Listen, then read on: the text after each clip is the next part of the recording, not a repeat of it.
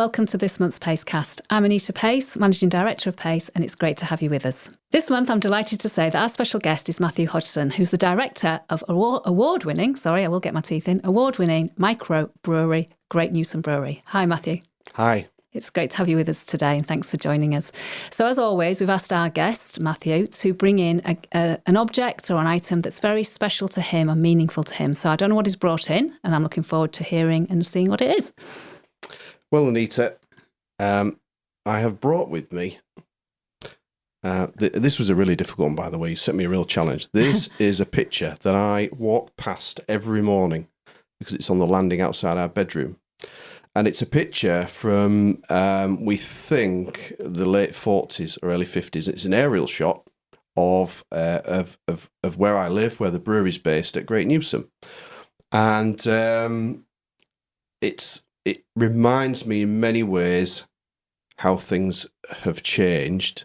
And it also reminds me, or it makes me think, if I could put myself back in that position on that day when that picture was taken and talk to the people that were there, ultimately members of my family, obviously no longer with us, and be able to tell them that of what we've done or what we are doing here, how would they believe what we've done, of what we've created, and that's why it sort of inspires me a little bit. And it was one of the first things I thought about when I was thinking about the object that we a nice story. And it's obviously something that, well, I'm sure they would be very proud if they knew what the farm was going to become. So for our listeners' point of view, where exactly is the brewery? So we're based in rural East Yorkshire, but we're not based sort of in the middle of it. We're based on a peninsula of land, which is called Holderness. So we've got the North Sea to about 4 miles to the east of us. And then we've got the River Humber, the Humber Estuary, about 6-7 miles to the south. And we're on that spit of land with Spurn Point at one end, sort of east of Hull. And that's where we are. So we've a pretty rural location. And again, ultimately, that's because we're originally farmers and still farmers. And you happen to be in the countryside when you're farming. So let's take it right back to the beginning then. It's obviously a very important photograph of the farm in its original form. So how did Great Newsome come about? Well, as a family, we've farmed there since, I think, just over 100 years. I actually live at Great Newsome with my wife and family. And the family's been there, since the early 1920s. We've never moved very far, and ultimately, it's gone through my grandfather, my father, and myself, and my brother's involved in the business, and that's where Great Newsome is. The business has certainly, the farming business has changed in many ways, and it's also grown. So it's still a working farm as well as a brewery. Very much so. Yeah, very much so. And all the other facets to our business are based at Great Newsome. We have another farm about a mile away where my parents live, where I grew up, and obviously we live at Great Newsome, and that is ultimately where the brewery that I run day to day is based, and ultimately where it got its name from. So you set Great Newsome up, and I think you turned 15 last year. So 2007 is when the brewery started. So you obviously grew up in a farming community, farming family. What gave you the idea to start a brewery back in 2007? That's a good question. Ultimately, it was down to we were not a real small family farm. We were probably average, but it was quite evident that I had left my studies and come back to the family business. My father was obviously still there. My grandfather at the time was still alive and still working to some degree. But one of my brothers, I have two brothers, and one of them, I'm the eldest of three. My middle brother was going to be coming back to the family business after studying, or ultimately ended up travelling around the world. But he was coming back. We had to think about how a business of our size could sustain a number of families to support them. And so we had to think about, it was quite trendy at the time, was to diversify your farming business, your farming enterprise. And we had looked at lots of other things. But ultimately, the brewery was the one thing. And for another reason, actually, my parents, we never really holidayed abroad when we were younger. We went abroad once, I think. So we quite often went down to the southwest. And around here, around where we're based in East Yorkshire, when my dad and my mum would pop to the pub, the only beer they would ever find would be a pint of Tetley's or a pint of John Smith's. But when they went down to the southwest, into Devon and Somerset, they would find different beers. And they would write them down, and they'd enjoyed them or whatever, and these names of beers that we'd never heard of around here. Ultimately, that was something that got us into this thinking about, we could make beer here. You know, Dad had homebrewed a little bit, terribly. He was a terrible home brewer. But that idea of setting up a brewery, it was something also that could ultimately work alongside the farming business. And that's sort of really where the first seeds of the idea came. The brewery has come out of you recognise there was an opportunity for the farm to diversify into brewing as well. But you also, I think around that time, there was a growing popularity in craft beers, wasn't there, and craft breweries. So it was a growing trend. Would you say you were a passionate beer drinker? Did it come from a personal passion, or was it just purely an opportunity to diversify the farm? I think compared to my friends, I probably was a passionate beer drinker. So if we went for a night in the town, they would be drinking their bottles of lager and Alco Pops, I think, at the time, and I would be looking for a decent pint of beer. So I suppose that the seed was set a little bit that we were passionate about beer. We originally looked at this idea in 99, actually. We did a feasibility study in 99 using a consultant who came and looked at some buildings which we now use, and sort of came back with a report to say, actually, to set up a brewery, it'll cost you this. And it was far more than we had ever imagined it would cost. And also, when we actually looked into our marketplace back in 99, we actually couldn't find many places that would buy our beer. But as you rightly said, we sort of hit the sort of start of this craft beer revolution, I suppose. And that was 6 years later, maybe, when things were starting to change. And then we could see, actually, it wasn't just going to have to be a passion project. It had to be something that was actually going to make us some money. It was actually going to have to stand on its own 2 feet, and hence why we sort of probably got into this probably at the right time. Yeah. So let's talk about that then, because you come from a farming background, which is very different to setting up and running a commercial business in a traditional sense. So how did you make that switch from working the land to doing all the really enjoyable things like paperwork and accounts and hiring people? Well, I'll tell you a little bit about, I didn't always want to be a farmer. Well, I did always wanted to be a farmer. That's something that from the moment that I could push a tractor across the toy tractor across the carpet, that I wanted to be a farmer. My dad, we had quite a traditional, old-fashioned upbringing, really. Mum stopped working when I was born, and just basically was what we would probably call a housewife now, but she had a really important job of keeping us fed and watered. My dad worked every hour, as he still does. Ultimately, I was reasonably academic, so I was persuaded that I shouldn't be a good farmer because, it's hard work and you could probably earn a lot more money doing something else, which was, as teenagers grow up, they do quite the opposite to what they're being told. Although I did love engineering. So I actually went off and studied and I had 2 passions, actually. One was engineering, academically, and I loved aircraft. And ultimately, I wanted to be in the RAF. But it scared the living daylights out of me when I realised that to be an officer, I had to be committed for so many years. So I decided that maybe that wasn't for me. But ultimately, I wanted to be involved in the aircraft industry. And obviously, we've got Brough just up the road here. Yeah. And at the time, they were looking for people at BA Systems. And so I did a degree in airframe structures. So I've got a degree in building aircraft, ultimately, which I still very handy as a brewer. It is, and I haven't used it to this day. But it gave me a bit of an insight into different things. So as soon as I'd finished that, I was straight back onto the farm, because that's all I ever did in summer holidays. When my friends were in Ibiza and Magaluf enjoying themselves as teenagers, I said, well, I can't go, I've got to work. And I just loved it. And I was just going to ask you, did you resent that? But you just said you loved it, so you didn't mind the fact that your friends were out exploring the world and you're on the farm. Then I didn't. I just loved it. I ate just eat, sleep, breathe it. That's all I ever did. I loved it. The financial side was great because after every holiday, I'd earn some money. I could treat myself to something.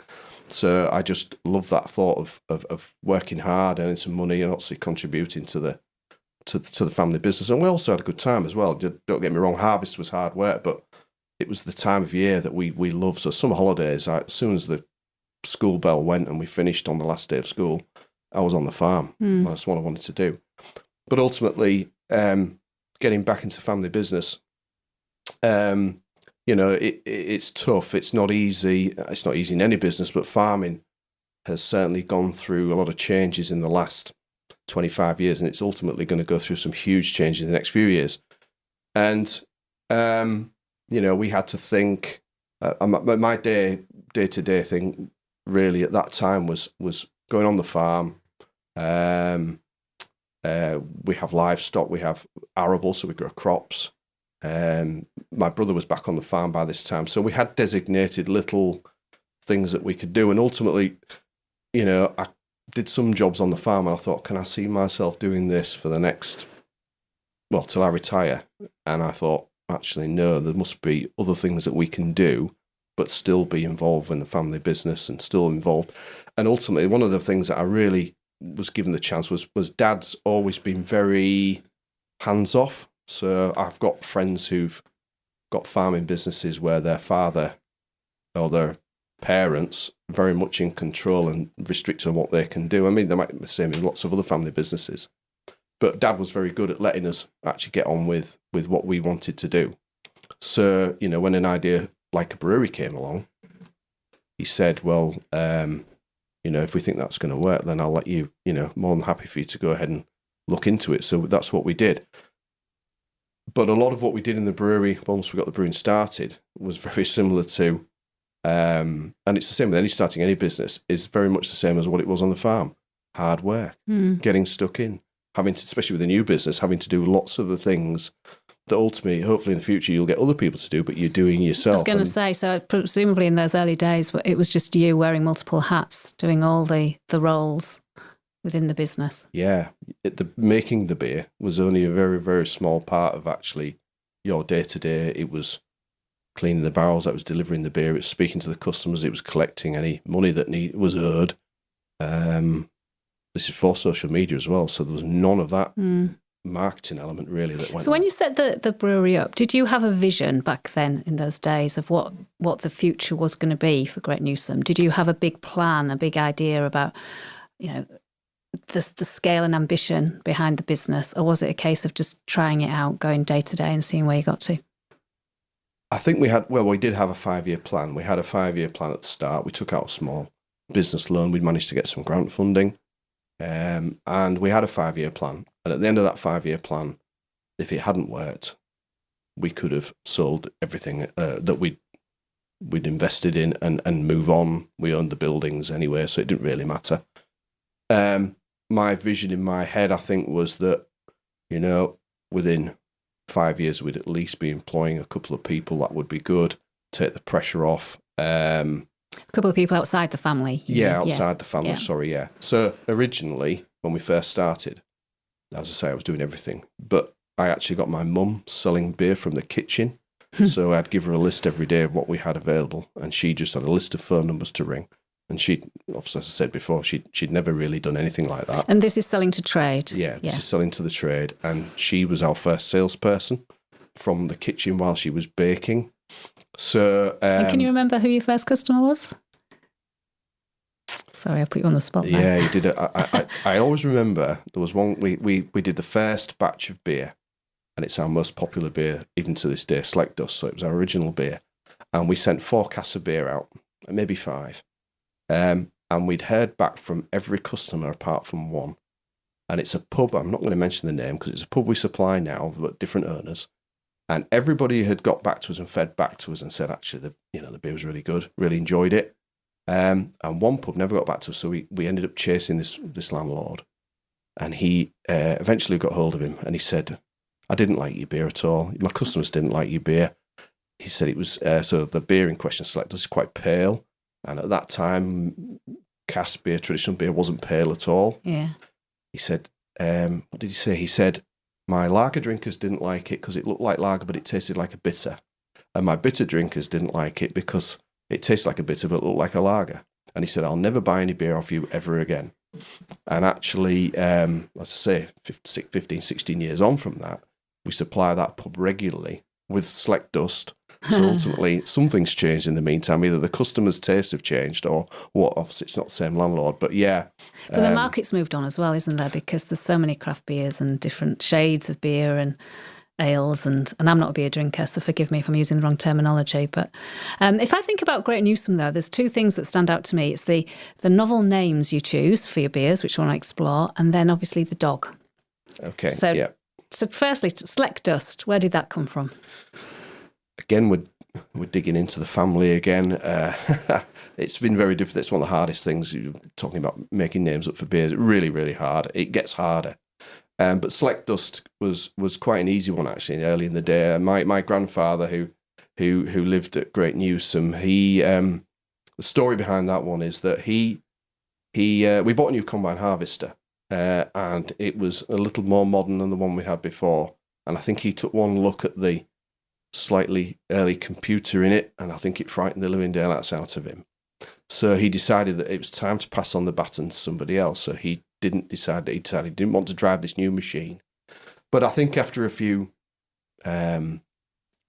days, weeks into harvest, without being at the forefront of getting the harvest in, he got a little bit bored.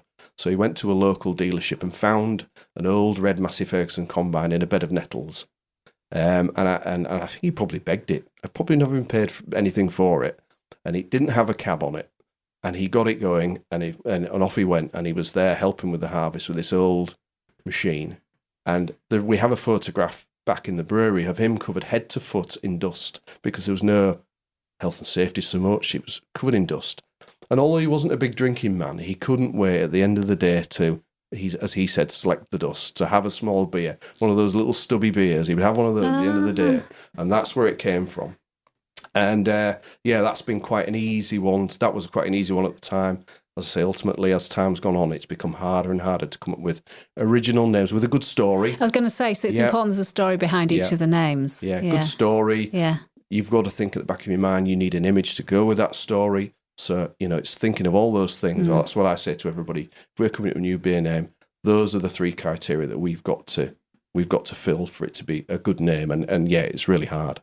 So talking about recognisable names, obviously from a brand point of view, Great Newsome, the dog. Talk to us about the dog and the significance of the dog. So marketing was one of those things that was a bit of a afterthought when we first started. So I put a business plan together for the brewery. We knew about investing in equipment and what we would need, ingredients. And then I mentioned to my father that we're going to have to spend some money on branding and marketing. And he said, branding and marketing, what's that business? Then? Yeah. And it wasn't a great deal of money, but we had to think of a logo. And ultimately, I really do remember it being one of the very last things that we thought about. And for those people who know Holderness, it hasn't got a great deal of significant landmarks or anything like that. And then one day my wife said to me, what about the dog? She said, the dog greets everybody who comes to the farm. Everybody notices the dog, strokes the dog. And our dog was a black and white Springer Spaniel called Gem. And it used to bare its teeth to everybody who came in a nice, not a nasty sort of way, but a nice sort of grinning at you sort of a way. But unfortunately, one of Gem's faults was that she loved anything with water in it, usually a puddle, but we had a pond at the end of the garden, quite a big pond. And the dog used to go and get in the pond, and I could never get it out. And I can remember, especially when the kids were little, going down to the pond, trying to get this dog out about 10 o'clock on a late June evening when the sun was still light. And I was just thinking, that damn dog. And ultimately, my wife said, well, why do you get the dog staring into a pint of beer rather than staring to the pond or a puddle? And ultimately, that's what we did. And that was the logo. And I think within about 3 months of the brewery starting up, we won a design award with the Society of Independent Brewers for our branding, which was quite nice, really. And we had to go down to the Institute of Directors down in London and pick up an award. So, it actually, if nobody could remember the name Great Newsome Brewery, they quite often remember the dog staring to the pine. Yeah, it's quite iconic, and it's a lovely story as well. People, and that's the great thing about branding. If there's a story that's authentic behind the brand, then that's even better. So, Matthew, you operate in a very competitive market. What's different about Great Newsome, do you think? Why do you stand out in such a crowded market? I think probably part of it is where we're located in terms of being on a farm. It's not unique by any means, but it's certainly different. The other aspect is that we were managing to grow some ingredients on the farm. Ultimately, we grow malting barley on the farm, which we send up to Bridlington to be malted, and we get our malt back from there. So again, that's something that is quite different, certainly in the UK. And ultimately as well, I think some of the ingredients we use make us a little different.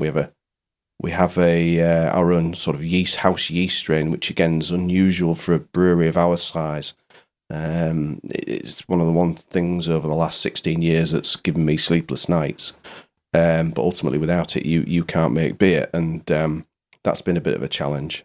So that's certainly something that sort of sets us apart, really, from other breweries. So being eco-friendly is very important to you. So as a business, what are you doing in that regard?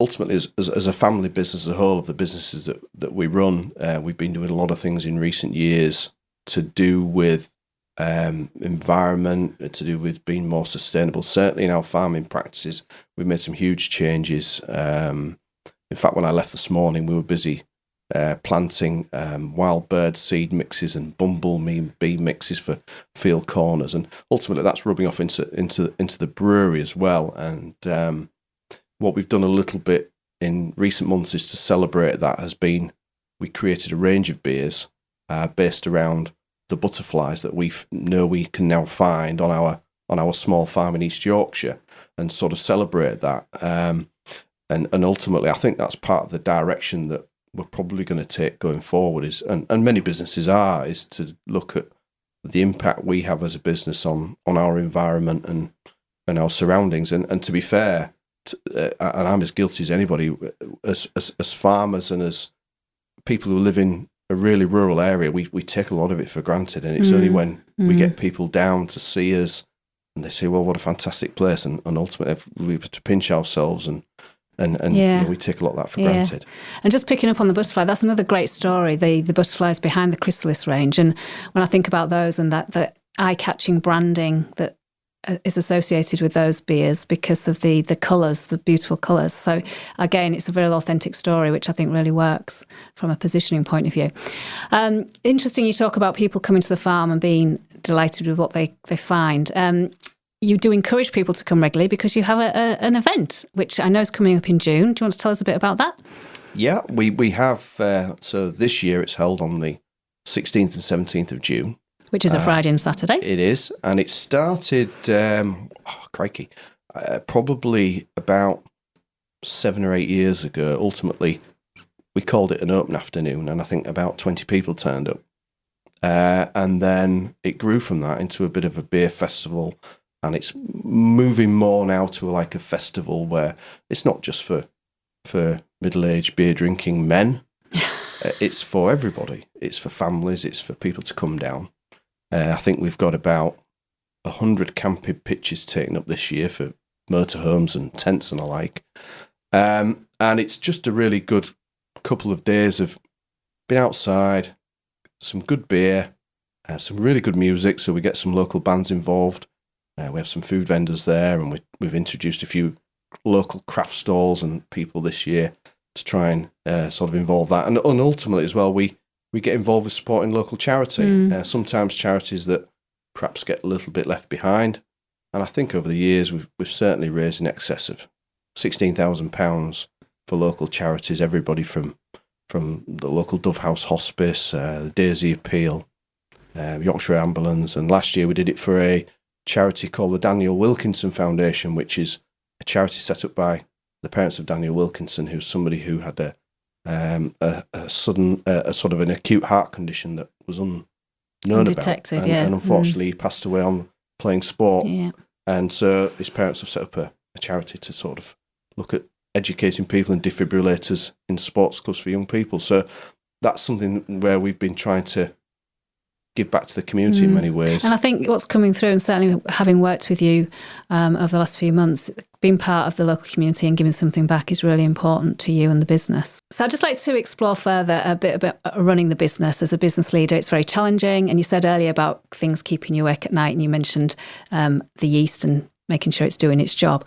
What else, as a business leader, are you finding challenging? Obviously, it's a very challenging time for any business in any sector at the moment with the economic conditions. Is there anything in particular that, dare I say, is keeping you awake at night?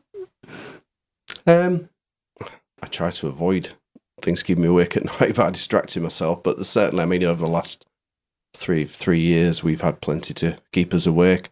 Certainly from our point of view as a business, I know every business has been affected, but ultimately we had 3 years ago a business that was 90% reliant on people drinking beer in pubs and buying beer from shops, and ultimately that changed pretty much overnight.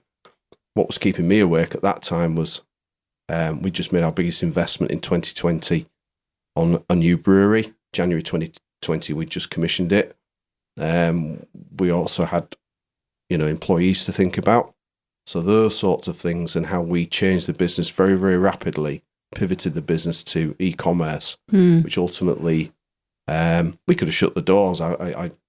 I think that's partly why we're seeing some challenges in the brewing sector now, where some businesses maybe took a back seat through the pandemic and sort of almost mothballed, where we didn't. We just got on and got stuck in because, again, farming background, we just get on with things. So that certainly kept me awake. I mean, ultimately, at the moment, the cost of living is one thing that is completely out of our control. And is that affecting sales, do you think, at the moment? I believe it is, yeah. Right. I believe it's sort of certainly to the back end of last year into this year, certainly created challenging circumstances for the people who ultimately consume our products and enjoy it. And perhaps they're not doing it to the same degree that they were, or they are looking for a maybe cheaper alternative, which is something that it's our job to say, well, obviously we want people to enjoy everything in moderation, but perhaps look at your local brewery and your local pub. I mean, that's another thing that really does concern me, is the loss of traditional pubs. And I don't want it to come to be a situation where we're looking at this in 40 years' time and thinking, oh, I wish we had a pub, because ultimately, if we don't use them, we'll lose them. And many of them, and I'm hearing more stories in early 2023 of people giving up leases and things on pubs. I wasn't hearing that in the pandemic so much. I'm hearing more of it now, which is a concern for us. It should be a concern for us all. Ultimately, having a pub in your local community or in your local village or your local town does things like increases house prices. It does all sorts of things. People love to have one, but ultimately, are they using it? And I think that's it's interesting you say that, because from a consumer point of view, I would, and maybe it's just my perception, but I feel like the pubs are doing better than the bars in cities at the moment. Certainly in this region, I would say there's still a loyalty to the local pub, whereas people perhaps aren't going to the city centre bars quite as much. Yeah, am I right or wrong? Do you know, you could be right. I do think that the recovery after the pandemic was much quicker for the rural pubs, for the pubs in the villages and the small towns. I think that was quicker. You may be right. I mean, there are other challenges. I mean, if I was a teenager again, or an early man in my early 20s wanting a night out, I would struggle to get a taxi now to get into the city. I mean, those things now have created challenges. Youngsters, from what I can gather, are kind of drinking home more before they go out, which in my day was, you never did. You went on a pub crawl before you went to the clubs. That was what I did anyway. I think you're right. I think there is a change. Change of behaviour, isn't it? Yeah, and it's certainly something that as a brewery we've got to look at. As our products are developed over the years, are young people drinking more alcohol-free beer? Are they more conscious of what they're drinking? All these sorts of things that we've got to look at as a business long term. So let's talk about that then, the future for Great Newsome. So very successful first 16 years, so congratulations on that, and coming out the pandemic in a strong position. what does the future look like? Have you got any new products that you're planning at this stage that you want to share with us? Or Yeah, well, certainly, ultimately, since the pandemic, we've got a really good team. That's one of the things that I'm really conscious of at the moment. We've got a really good brewing team. And they've got a hunger for creating new products, and that's something that I've got to sort of not always rein in. Sometimes I do a little bit because ultimately we've got to sell it. But it's that enthusiasm that I'm guessing that we've got to now look at when it comes to developing some great new beers. And ultimately, you ask about new products. I mean, one of the things that we've never really produced properly is a really good lager. And we talk about beer trends and beer fashions, and what I've been told is that in America, lager is becoming the new thing. Well, tends to be that whatever happens in America, certainly in beer trends, tends to work its way over here. Oh, right, I didn't know that. Yeah, Starts in the States. So we're looking at lager at the moment. That's certainly one thing, certainly on a product point of view. Alcohol-free is something that keeps tapping away at us that we ought to be looking at. January is always a quieter time of year in brewing because people... And is there a growing popularity in alcohol-free? I think there must be. We don't get asked for it a huge amount, but we know that people are more conscious, and there's some really good products out there now, some really good alcohol-free beers. Yeah. I remember when I saw my first alcohol-free beer in a pub and tried it. It was pretty horrible stuff. Sweet. I remember trying alcohol-free I was going to say wine. the brand, but I better not. But yeah, yeah, it was not good. But yeah, so that's something else that we're really looking at and really wanting to develop. And the other thing is that, and I think there's certainly room for this, is to create our brewery to become more of a destination.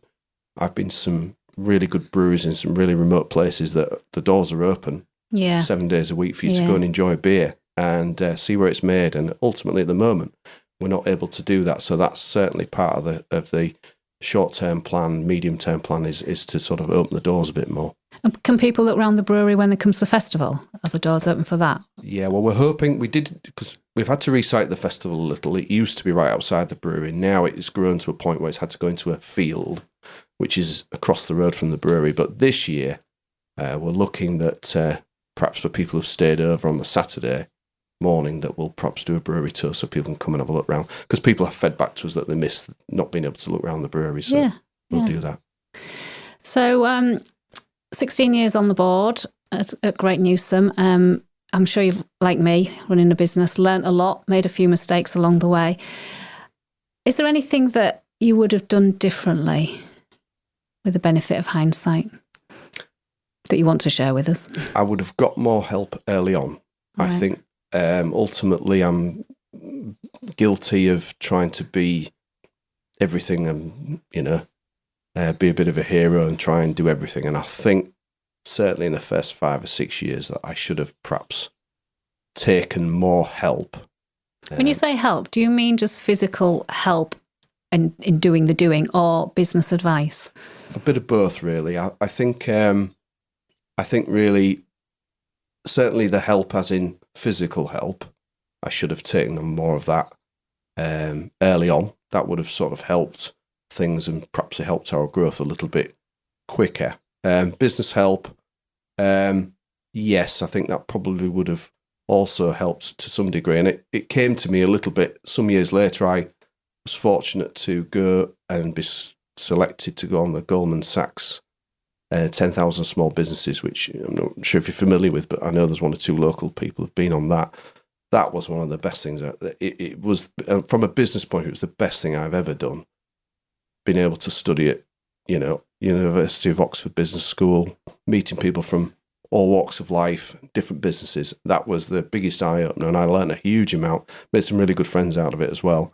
And that is something that really made me think differently about how we run our business, and I got a real boost from that, and I highly recommend it if anybody gets the opportunity to take on something like that. Was it like a remote learning thing, or is it a physical? No, it wasn't. It was completely funded by Goldman Sachs. It didn't cost me 1 penny, and it was based very much, it was pre-pandemic. It was 2018, I think, when I did it, but it was very much. It was based in Oxford and Leeds. and it was very much classroom based. It was very immersive. So you did lots of things, lots of peer-to-peer learning, which I thrived on. I thought was fantastic, and some really, really good coaches and speakers and people who helped you. And I think for me as well, it was ultimately mixing with people that I would never normally mix with. You know, people who are based in the City of London who had digital businesses that I had no clue about, still don't have any clue about. But, you know, ultimately I learned a huge amount from that, and some of those things we put into practice quite early on, and ultimately we continue to do so. And then if that was something that maybe you'd have done differently, what about your standout moment or highlight thus far, I'll say? It's quite a few. It usually is based around seeing your beer somewhere where you least expected it, such as the Strangers Bar in the House of Commons. That was one that was quite amazing. The first time I went to Italy, because we export to Italy fairly regularly, was to be in a huge expo in Milan on a trade stand with our beer there. I'm thinking, wow, this is quite amazing. You must be so proud. Yeah, well, I was. But I think ultimately that the one that's a really good story as well was that it was 2013 and I entered a beer awards, and it was one where you put some beers forward, you sent them off to be tasted. It was called the World Beer Awards, and we had never entered it before, so we put one of our beers in, and thought no more about it. In fact, I'd even forgotten that I'd entered it. And then we had a customer. It was one Saturday morning. I happened to pop in the office, and the phone rang, and it was a customer of ours, and he rang and he said, "Congratulations." I said, "What do you mean?" He said, "Well, you've won a World Beer Award." Oh, I've got good. I said, "Have I?" I said, "I forgot I even entered it." And ultimately, when I looked into it, because it was a bit strange, and there's a number of beer awards like this where you don't actually go to a presentation. The awards are done because people enter from all over the world. Ultimately, I went to the website, and sure enough, we'd won the world's best bitter up to 5% or something like that. So it was the world's best beer in its category. And I was thinking, this was for a beer that we continue to brew called Frothing and Best. I was amazed. Now, on the back of that, we weren't working with any marketing or PR agency at the time. So I just wrote a quick press release and sent it out. And I don't know what it was. I think it was the fact that I'd put in it in my quote that I'd forgot I'd entered the awards and we'd won this World Best Beer category, that people cottoned onto it. So it was in the National Mail. It was ultimately, I ended up on Radio 5 Live. We ended up, at that time, Simon Mayer was doing his drive time show. Right, we had it on there. Yeah. And it was my first experience of a spike in e-commerce sales. We really weren't quite prepared for it. And all of a sudden, because I had my emails were linked to my phone started binging when it had been on Radio 2. And all these orders started coming through. And we were completely unprepared. But all these sorts of things, and we had it in the press. It was all over. I went on 5 Live and spoke to them early one morning about it. And ultimately, it told me about the power of a great story, marketing it well, and just timing. It seemed to be, because ultimately we've won that award again, and we've also won other World Beer Awards, and they've never had that impact of that first time.